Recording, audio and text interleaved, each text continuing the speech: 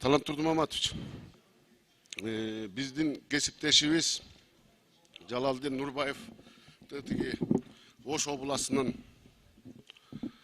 ыйгарымдуу өкүлүнүн орун басары бир бала. Өзүңүздөр соцсеттен көрүп атасыздар.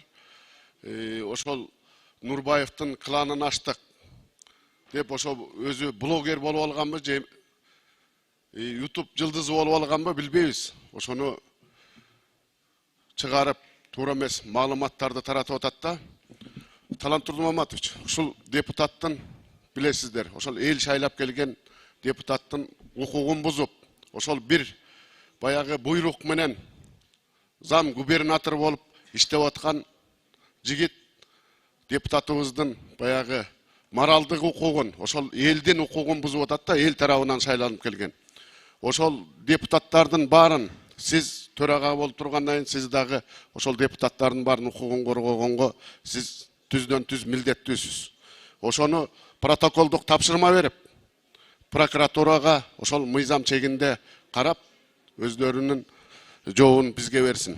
Урматтуу Алмаз Акымжанович, сиз дагы ошол өкмөткө айтып, ал ошол жерде баягы сос тармакты курировать эткен зам губернатор экен, сос тармак бүгүнкү күнү жыргап кеткенсип, бардыгын коркутуп, ошол врачтардан медиктерди билим берүү тармагын, айыл өкмөттөрүнүн баарын коркутуп, мен мындай кылам деп баягы өзүнүн туура эмес иш чараларын кылып атыптыр. Эми Алмаз Акымжанович, мына туура эмес иштерди кылып, ошол президентибиздин саясатын Кашкала. Ош областынын губернатору же зам губернатор бүгүнкү күнү бир инвестиция алып келбей, ушул депутатыбыз Жалалдин Нурбаев инвестиция алып келип, ошол жерде элдерди иш менен камсыз кылып иштетип атса, ошону көрө албай инвестицияны качырып атат да, инвесторларды. Анан бүгүнкү күнү тиги YouTube жылдызы болуп иштесин, кызматын таштап, же блогер болсун. Ошол айыл өкмөт мына Кыргызстан боюнча, өлкөбүз боюнча алдыңкы айыл өкмөттөрдүн бири. Ошол Жалалдин Нурбаев мына бүгүнкү күнгө чейин, ошо депутат болгонго чейин айыл өкмөт башчысы болуп, үлгүлүү айыл өкмөт кылган кишини бүгүнкү күнү каралап атат да. Ошону туура чечим кабыл алып, бизге жооп берип койсоңуздар өкмөт. Рахмат. Рахмат. Алмаз Акымжанович, разберитесь. Чакыргыла дагы, тактагыла. Бул мамлекеттик кызмат элегенден кийин өзүнүн ошол эрежеге ылайык алып барсын. Анан YouTube'га чыгып алып, анан блогер боло алган эмне деген сөз бул? Мындан сырткары тиешелүү профилдик комитетке протокол тапшырма беребиз. Комитетте да карап, бул боюнча расмий чечим кабыл алууга. Рахмат. Рахмат, урматтуу төрага, саламатсыздарбы, урматтуу депутаттар. Мен дагы ушул биздин лидердин сөзүн улай эле эки ооз сөз айткым келип турат. Эмне үчүн дегенде, мен дагы ушул Аравандын депутаты катары, Араван районунун ошол айыл өкмөттү жакшы билген катары бир эки ооз сөз айтып коеюн. Урматтуу төрага, урматтуу депутаттар, мына бир жумадан бери биздин депутатыбыз Нурбаев, элдик топтун мүчөсү Нурбаевдин дарегине мына ушул президенттин Ош областынын өкүлчүлүгү тарабынан өтө чоң мындай айыптар коюлуп атат. Өтө чоң. Бул жөнөкөй адам эмес. Бийликтин өкүлү бүгүн депутатка өтө чоң айып коюп атат. Мына ошол айыптарды элге жарыялап атат. Жар салып атат. YouTube'дарга чыгып алып, ошол жерде 200-300 миңден эл көрүп атат ошол жарыялаган маалыматтарды. Ошол биздин депутаттын ар намысына шек келип атат. Ошондуктан бул эл тарабынан депутат болуп шайланып келген. Эл өкүлү. Анан бир областтын президенттин өкүлчүлүгүнүн орун басары мына ушундай айыптарды тагып аткандан кийин биз сөзсүз түрдө мындай реакция кылып коюшубуз керек. Эмне үчүн дегенде, биздин депутатыбыздын ар намысы турат. Ошондуктан мен мындай сунуш кылар элем да, депутаттык комиссия түзүп туруп, мына ошол маселени карап чыксак. Бул жерде жалганчы деп атат, дагы башка айыптарды коюп атат. Чыгып алып бунун ар намысына шек келтирип атат. Аны эч ким укук берген эмес андай. Ошондуктан мен айтар элем, мына бул жерде комиссиянын максаты Нурбаевди актап жакташ эмес, реалдуу ошол жерде болуп аткан иштерди кандай канчалык деңгээлде чындыгы бар. Эгер чындыгы болбосо, эгер чындыгы болбосо, ошол маалыматты жарыялаган адамды биз жоопкерчилигин да карашыбыз керек. Бул жар салып атат Кыргызстан боюнча. Ошондуктан мен сунуш кылар элем.